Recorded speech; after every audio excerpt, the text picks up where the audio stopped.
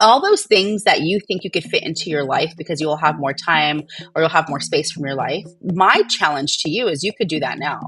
And I'm not kidding when I say I live like I'm retired. I truly think I truly feel retired, even though I work full time. But I love my life. I love everything that I've put into it. I love the fact that I can take things out whenever I want. And I love that I haven't put some really crazy circumstance as always a moving target. Like, okay, I'm going to do full time. I'm going to do part time. I want to make X number of money and I want to do this and that. And so that's my advice to all of you is really to think like, what do you want your life to look like? Jebena time, Jebena time, Jebena time, Jebena. Assalamu alaikum, everyone. Welcome back to Jebena Time. Today I have my very good friend and life coach, Dr Hala Sabry. Yay! I love the applause. So good. Welcome, Hala. Thank you for coming. Thank you for having me. I've been watching your TikToks and listening to your clips, and I'm like, when you reached out, I was like super excited.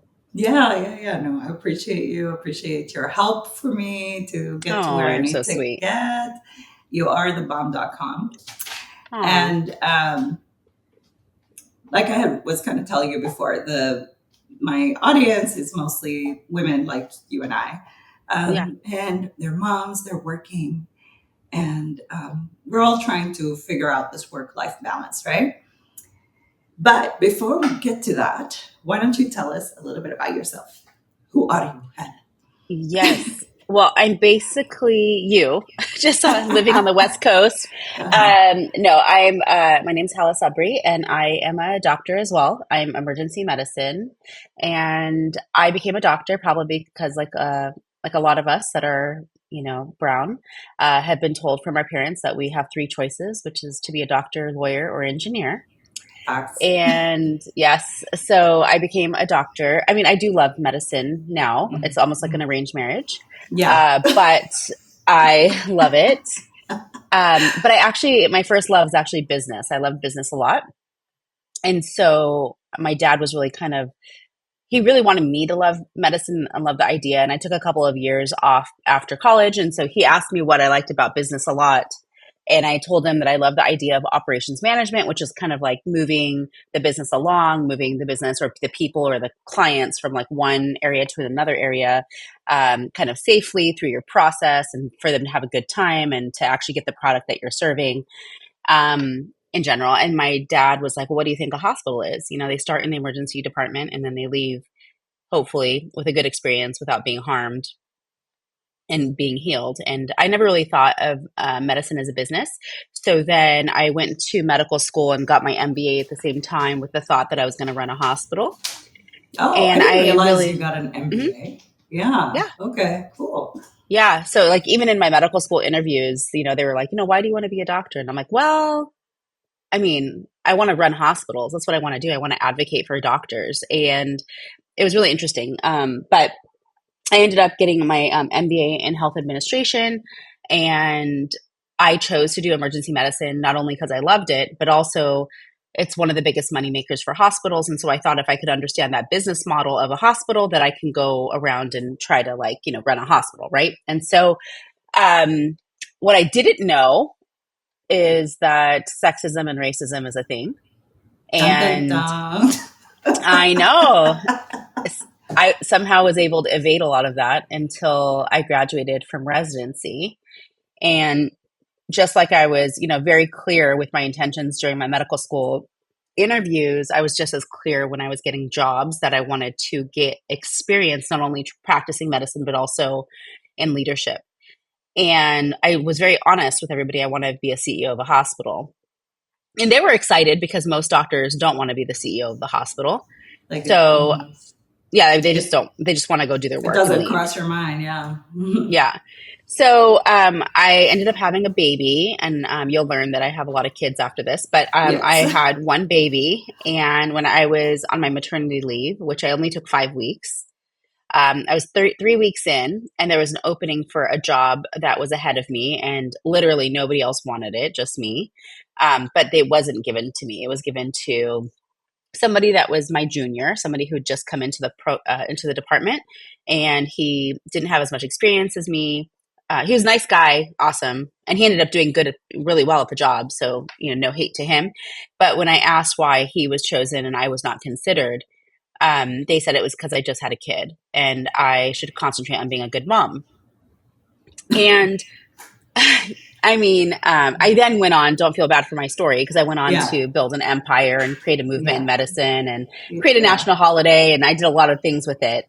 Yeah. However, you know what, really, the things I have never talked about in previous interviews is part of me was like, maybe he's right. Because my mom, and when we talk about, being Arab, Muslim, brown, whatever the intersections are that you are, most of us don't have the example in our lives where our both parents were working. Most of us don't. And for those of us that do, the people who took care of you were probably your grandmother, your aunt, or somebody in the community. And that is not the case for people who are in the diaspora. For most people who are in the diaspora in the United States or, any other country that do have Arab Muslim roots, we don't have that support anymore. And I remember my mom, she was a homemaker, and she supported my dad. She, ran the household. So she did have a really hard job, but it was working from home for the most part. And my grandmother lived with us, and we had nannies. So I had a lot of support growing up. But in my brain, I thought my mom would go into that role when I had kids. And I don't know about you, and I don't know about anyone else listening that maybe has kids. But when I think of my own retirement, taking care of more kids is not in that plan, at all. No. I'm like, I want to be traveling the world more than I do now. I want to be diving into hobbies like I do now. I basically live like I'm retired right now. So the only thing I don't imagine myself in the future doing is taking care of more kids. And so I didn't understand that with my mom, and I took it really personally, and it actually created a really big fight. Like we were yelling at each other. I was like, Mom, you don't love me. You don't support me. I had my grandmother growing up. I don't understand why you can't be that for my kids. And she wanted to, but on her own terms. And as a doctor, I want you to be on my terms, because I don't have really a lot of control over my schedule. At least I didn't think I did at the time. So anyways, so one day we got into a fight, and she said that she's not going to help me at all. And I was devastated. And then I went and created a Facebook group called Physician Moms Group, which that's how I ended up meeting you and so many other people. But it's the largest support group for women physicians that exists in the world. And we represent over 100 countries and over 120,000 women. And to all my fellow Sudanese women doctors, literally everyone I know is on there. And I feel like I watched it grow so fast, because all the females I knew in medicine, where everybody was invited, everyone. It was such a great idea. We needed that. Well, yeah, but it came out of a place. Like all great ideas, like all great businesses, they come out of trying to solve a specific problem that a lot of people have, but you may think you're the only one that has that problem. Because what our brain does when we have a personal problem is that our brain likes to isolate ourselves and make it look like we're the only people in the whole world that haven't figured it out. Or if I say something like I can't figure out how to hire a nanny, without it breaking the bank, right? That people are gonna laugh at me, But the truth is that was my initial concern when I was creating the group. And I still don't even have an answer for that question that I just told you guys. I don't know. I mean, my answer now is I just said this to somebody in a post. I was like, kids are just really expensive. And for the first 5 years, it is going to be expensive. And so if you just adopt that and accept it, you'll have a lot less angst about paying for childcare and things like that. But yeah, my brain still goes to, gosh, I wish my mom would have just done this for free, but that's not, even people who are listening that have that set up, that it's not free, right? There's a lot of drama that goes with having a primary caretaker, being a family member. So yeah, it's not free. But anyways, but my mom ended up passing away a couple of years later, unfortunately, but you guys, everybody in the community, yes. And everybody in the community has like seen me grow, that kid that I was asking her to babysit, she was what, 1.5 at the time. And I was pregnant with twins. She's turning 11. Right. And so it's like, I'm in such a different space right now, like a decade later. So when you're asking, or reminding me that people who are listening might be at that spot, I just want to say that like, I was there, and it's hard, and motherhood is very isolating, no matter how many people you have around you. Even if you're in a situation like I grew up, I'm sure my mom felt isolated having her mom around and nannies. I'm sure she felt isolated as well. I think it's just the path of motherhood. And so I just want to tell you, I see you, I feel you. You're not crazy. You're not weak. You're not doing it wrong. I think that this is just part of the process of growth. And so I hope that if you needed to hear that today, I hope that it hit the right people. Hopefully. Words of wisdom. Yeah. We're definitely like, there's no right way. There's no right way to do it. Yeah. But yeah, I think accepting that children are expensive, I think, is a great start. So, and motherhood is hard. Yeah, absolutely. Definitely. No matter how much money you have, motherhood is hard. I mean, like now, with TikTok, you see like these billionaires or millionaires going, a day in the life. There's one account that I don't even know if I follow them. It's like a day in life as married to a billionaire in Dubai, and I'm like, oh, is it that girl that just goes shopping and buys coffee all day? I'm sure she does more things than that, but the few videos I've seen have been that. But it's easy for us as we're consuming material like that to be like, oh, money solves all problems. I am sure she has a therapist, or she needs a therapist, and she has other problems that may not be affording a nanny, right? People might even be surprised that I had that problem, or even be surprised about the problems I face, because they may look and be like, oh, you make all this money, or you have all this influence or power, or whatever it may be that people think I have. It's easy for us to think, oh, that person has no problems, but it's true. Everybody has different problems. That is true. Exactly. Okay. So how has working and motherhood affected that balance structure for you? Yeah, I think I just give myself a lot of grace. I used to think there was a perfect schedule out there, or a perfect job that was going to allow me to balance this. And one of the things I tell all of my clients is that doesn't exist. And most of my clients, not all of them, but most of them are doctors, just because that's where my reach is usually. Like, people know me through the physician world.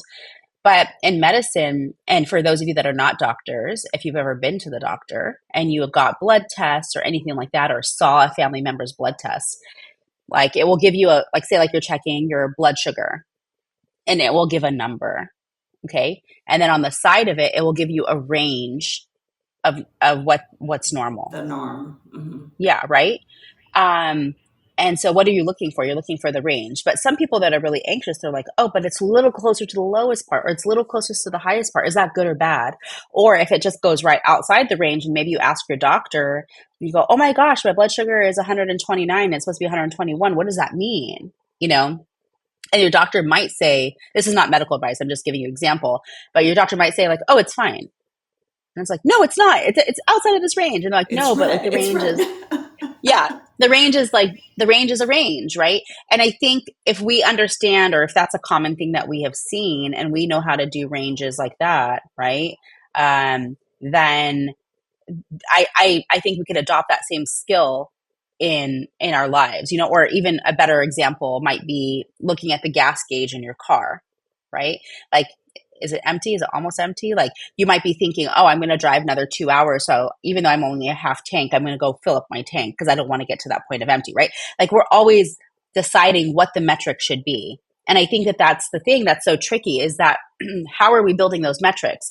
And I used to build those metrics on what's perfect based off of what I thought was very wrong. So for example, I would be like, gosh, I'm working full time. And our brain loves binary thinking, meaning opposite thinking. Like you only have two options and they're very different, right? And so I'm like, oh my gosh, I'm working full time. The solution to that would be part time. Or the solution to that would be not working at all. So let me go. I've done all these things. So if you've done these things, like just know you're normal. Okay. Because I think I'm pretty normal, but I'm like, oh my gosh, I need to like not have a job at all, because that's the best way to be a working mom. And so I'm going to work my butt off. I'm going to make as much money as possible right now. And then that way I can slow down, or I'm going to invest it. And then maybe when my investments get into this, region where I'm financially independent or whatever it may be, then I could, back off and I could be the mom I want to be. Right. And I tried all those things. I would like work really hard and I would take a lot of time off, or I would go to part-time and then wonder, why do I have the same problems? And I think, work and a job is just a circumstance. I personally think, yes, work is hard. Being a working mom, I don't care if you're a doctor. I don't care if you work at a coffee shop.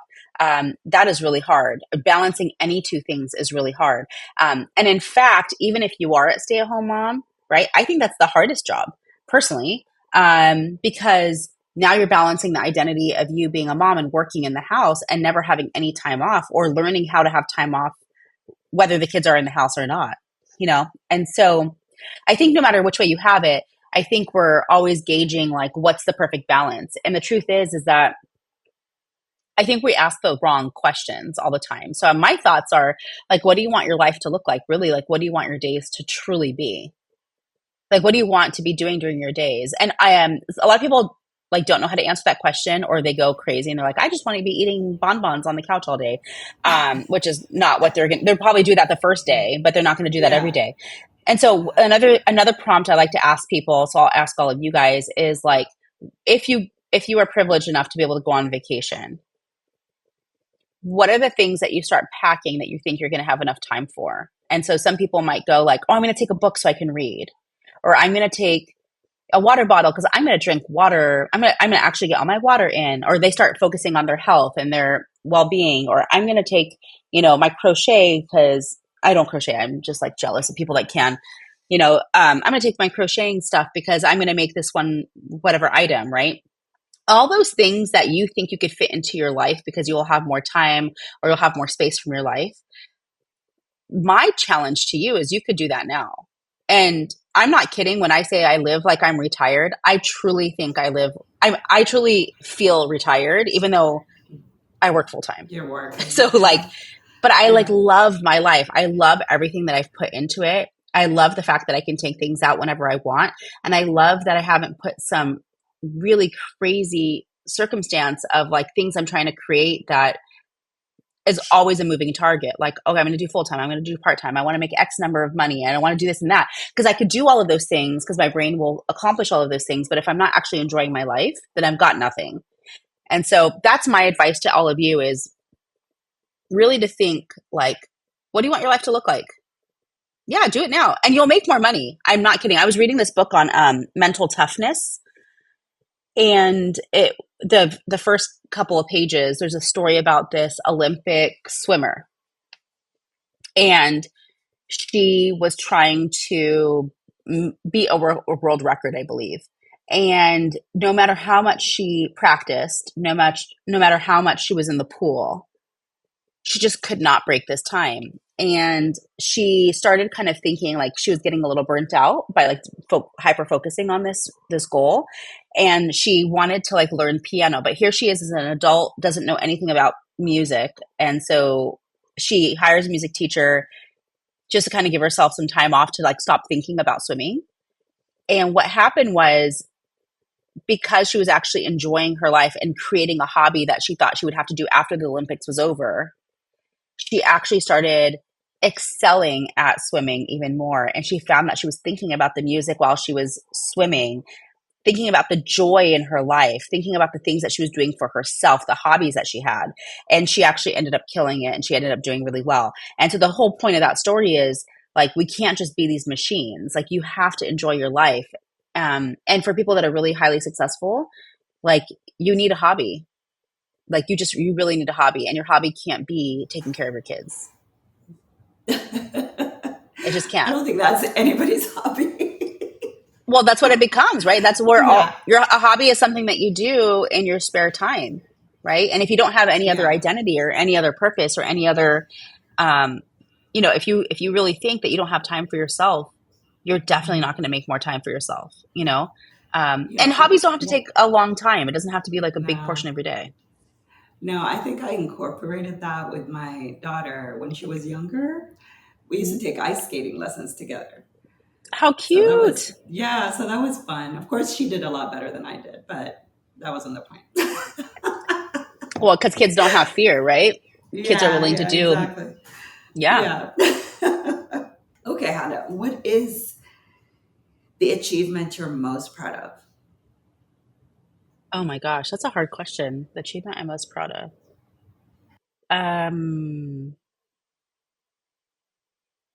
Oh, well, I don't know. There's so many, but I think there's two examples I have actually, but it's not the achievement that I'm proud of. I'm proud of like how I created it. So it's not the actual achievement. So the achievement might mean nothing to you guys, but it's just like the way I got to it. And I'll tell you, they both have the same path. And I just want to share that with you guys because I think that it's a really powerful tool. So when a couple, maybe, I don't know, 2016 or something like that. I can't remember the exact year. There was a campaign that was put out by nurse practitioners. A nurse practitioner is a medical professional who goes to extra nursing school. And in many states in this country, they can practice without a doctor overseeing them. And we work with nurse practitioners, most of us do, and they're amazing, awesome. And their lobby likes to put doctors down a lot, which is really horrible. And so one of their campaigns to celebrate Nurse Practitioner Week was brain of a doctor, heart of a nurse. And the nurses were pissed because the nurses were like, wait, what are you trying to say? We're stupid? Like, and we just have all heart? And the doctors are like, wait a second, what do you mean? Like doctors don't have a heart? And like, I mean, no offense to any nurse practitioner listening, but you can't compare 7 years of school to 3 or 4, whatever it may be. Like it's just a different pathway. I love my nurse practitioners. I think that they're amazing. They're definitely needed in our team. But I also don't think that, pinning against each other and being like, oh, they're dumb or they're stupid or they're not as compassionate. I don't think that's helpful to a team dynamic. Anyways, so they put out this stance and everybody was pissed. And they're like, let's go on to their Facebook page and tell them what we think.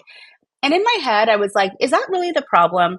Or can we lead by example? Can we lead, helping ourselves, like celebrate ourselves, but in a way where it doesn't put anyone down and we're not stepping on anybody, And so I was like, well, where's like the doctor's holiday? Like what happens with doctor's holidays? And the truth is nothing. Like you probably listening don't know that there's a doctor's day. And that's even problematic. Like, why is there a doctor's day and not a physician week? But now there is somebody created a physician week. But I went a little step further and I was like, I wonder if we can create a holiday called National Women Physicians Day, where people just know that, that women in the room could be the doctor, right? Because many of us that are doctors, we walk into the room and the patient and the patient's family automatically assume we're someone else that is not the doctor. And so asking, where's the doctor? When you just I've had like full on conversations, done exams, asked them to disrobe, and at the end of my, and I do identify myself as a doctor and I do wear a badge that says I'm a doctor, all of the things. And at the end, they're like, well, thank you so much. When's the doctor coming in? And I'm like, why are you taking your clothes off for just some random person? You don't even know who it is, like at all. But, but they just, they've been socialized to believe that men are doctors and women are not, and so I was like, how can we challenge this norm? And the question I asked myself was like, how do you create a national holiday? And the truth is, I don't know. I have no idea. And so I just decided a path of how to create it. And I don't want to take up time on this podcast talking about that, but it started with curiosity. Like, I wonder how to do it. Right. And it took me kind of stepping out and being like, hey, what is the actual problem? And I think the problem is that women physicians don't feel valued. And this ad by the nurse practitioner lobby is just a circumstance that triggers our thought of like, why are they getting so mad at us? Why are they saying that we're not compassionate, or whatever it may be that you interpreted that as? But like, we don't feel valued. It's like, well, how do I create value for us? And then I'm like, oh, we can have our own holiday. Well, I don't know how to do that, right? So then you have to kind of pull a lot of self-confidence and pull tools and be resourceful to actually create a result based off things that you already know how to do. So I've never created a national holiday before that. So I had kind of had to be creative to get to my result. And so I love that accomplishment just because of how I did it, not that it created a national holiday now that people don't even realize I created, because it's been there for almost 10 years. And so now every year people are like, wait, I was reading about it on Wikipedia or on whatever, and I didn't know that you created it. And I'm like, that's so great that people think it's been there forever now. Like, that's amazing, right? Changing the socialization of what's normal now. Like, that's awesome. So that's the one thing. The second thing was I really wanted to be part of this like secret club, it's almost like a country club. And I've known about this country club for about 20 years. It's not a country club, but I'm just going to say that just for coding, because the rule of this club is not to talk about the club, right? So I've known about this club for a long time. And I was like, how do I become a member of this club? Right. So kind of very similar, curious question, like, how do I do this? Right. And I was like, huh. And so I went back to the origins of the club to figure out, like, why was it made? Then I started asking if anybody that I knew was part of the club. And then I started building friendships of people within the club. And turns out they don't even know how people are selected. Like, it's so secretive that even the members don't even know. But after I started meeting the members, I was like, okay, why would I think this person was chosen? And then I met the next person. Why do I think this person was chosen? And so what I think the members of the club have in common, they all have social impact. They all, have a deep connection to the club's mission and founding, principles. And so I started showing up that way, and I started asking for letters of recommendation. Like, hey, can you put in a letter to the membership services person to say that I'm interested, and things like that, right? And eventually, what normally is a 10-year, 15-year wait list, I waited, less than a year and a half, right? And I think what I love about that story is I got what I wanted, but literally there's no rules put out. Like, there's no criteria of this club of like how to get in, how much it is. Like, there's nothing written. And whatever's written on the internet about this club is wrong. Like, it is wrong. I will tell you, it's wrong. So anyways, but it's the same type of pathway, is me being curious, me being, having some faith in myself that I could figure it out. And then I move forward. And so that's something that I would say is the most, I think that I love that more than I love the result, is the fact that I did it. Like, I was able to figure out how to accomplish it. Yeah. I didn't know about the club until I saw something that you had said about it. So that was cool. But this makes me think of Marie Forleo's "Everything is Figure-outable." Yeah. I think it's, and it starts with curiosity, right? But if you're telling yourself, like, I don't know how to do that, or that's going to be hard, or I'm not the kind of person that ever follows through, or, whatever it may be, or that's not for me, that's for people that look a certain way, that are rich, or this or what. If you start making all of these negative assumptions of why you can't do it, I'm going to tell you 100% you're not going to ever be able to accomplish it. You're not. Oh, that's so true. Like, there's so many things you can figure out, and your mind can just create obstacles and you never get it done. So that's important, to just be curious and go for it. Yeah. Be curious and have some faith in yourself, Yeah.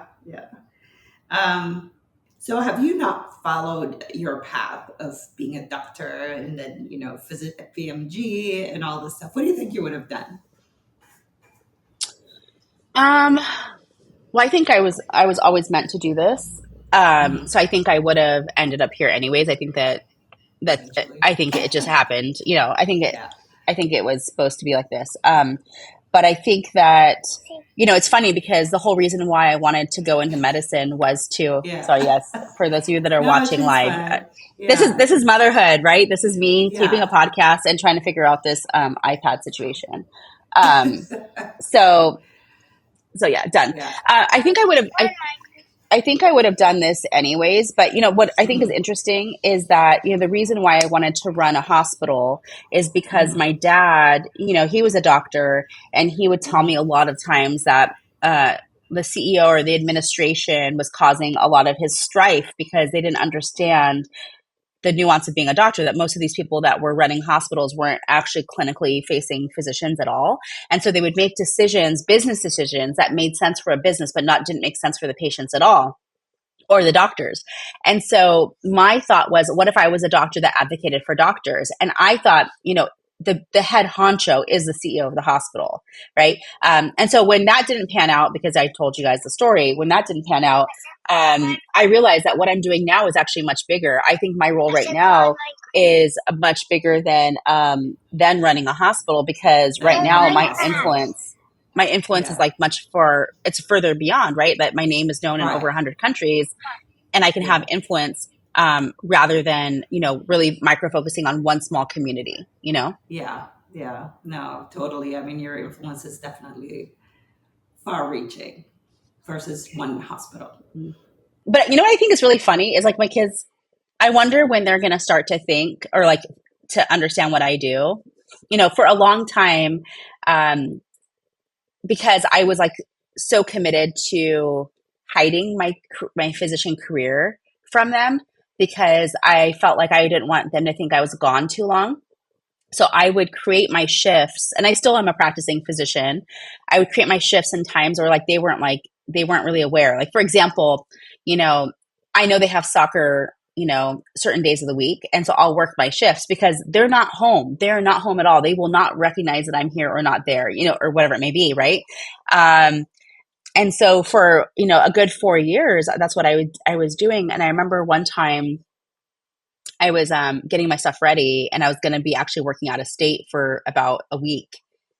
And I was helping out my company in a different state. And my son was like, "Mom, what are you doing?" And I was like, "Oh, I'm going to go to work." And they're like, "What do you mean?" And I was like, "Yeah, I'm a doctor."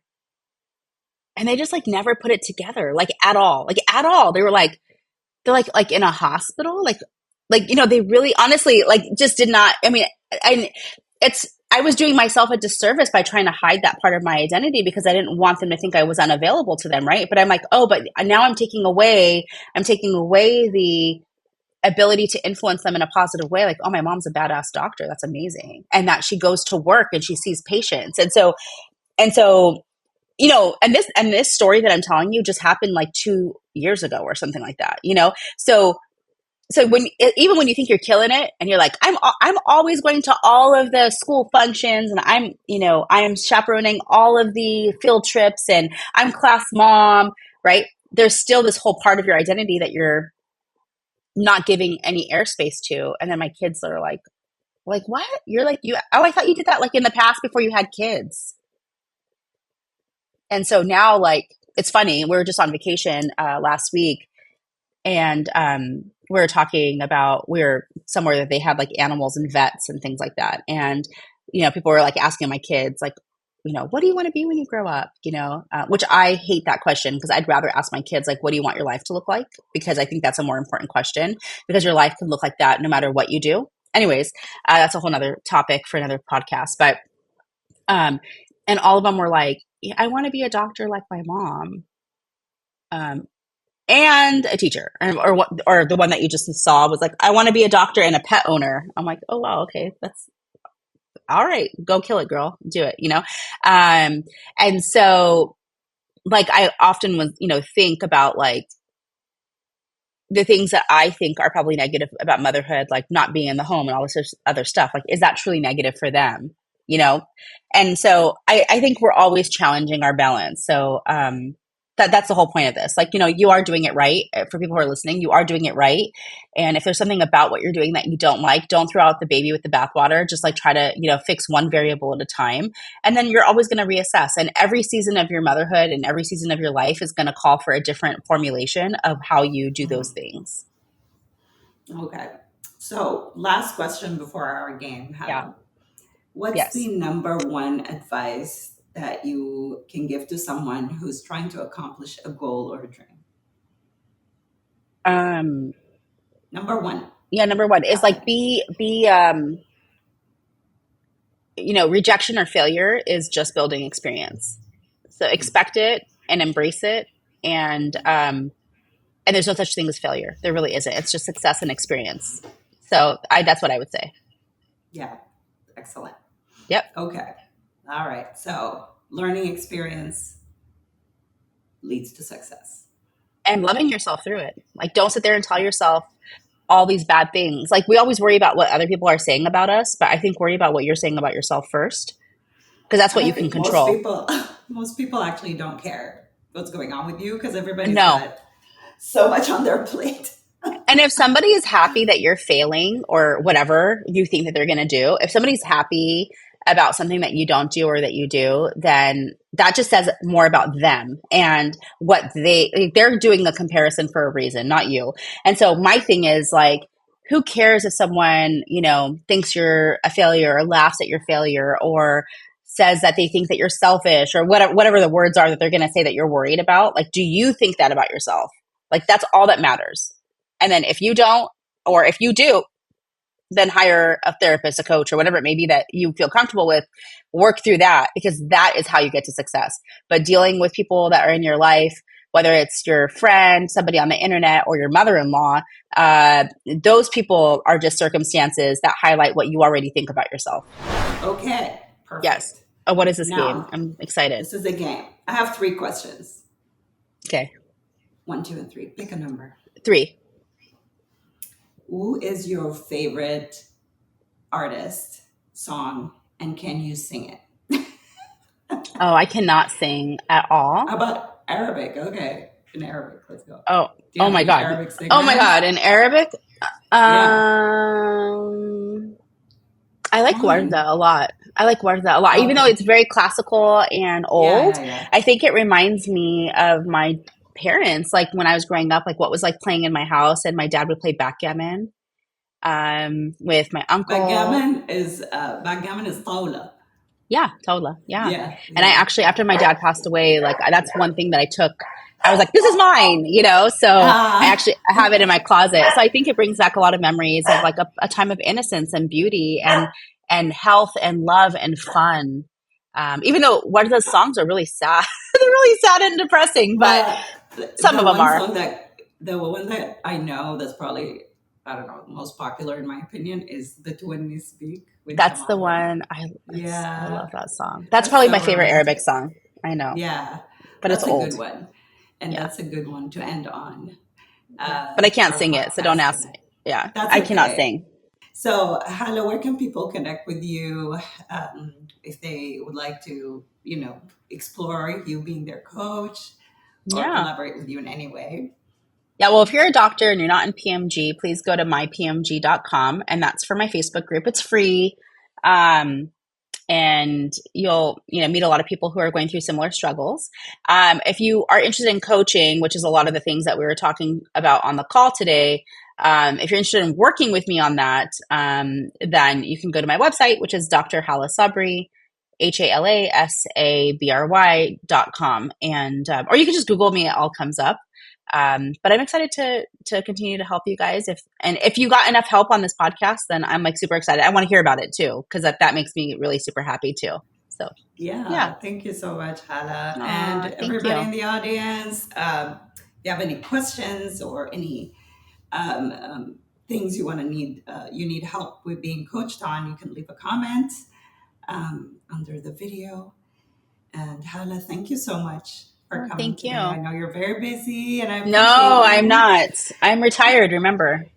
Yes, you're living the retired life. This is why you're up at 4 a.m. on the West Coast. Oh my gosh, I love waking up early. I love waking up early. Yeah. Thank you so much, Hala. I appreciate you. And I'll talk to you soon. شكرا يا أخوانا للمتابعة. I would love to help أكبر عدد من المتابعين بالكونتنت الخطير ده. فاعملوا شير لايك وسبسكرايب طوالي وأعزموا صاحباتكم لبودكاستنا الفنان ده.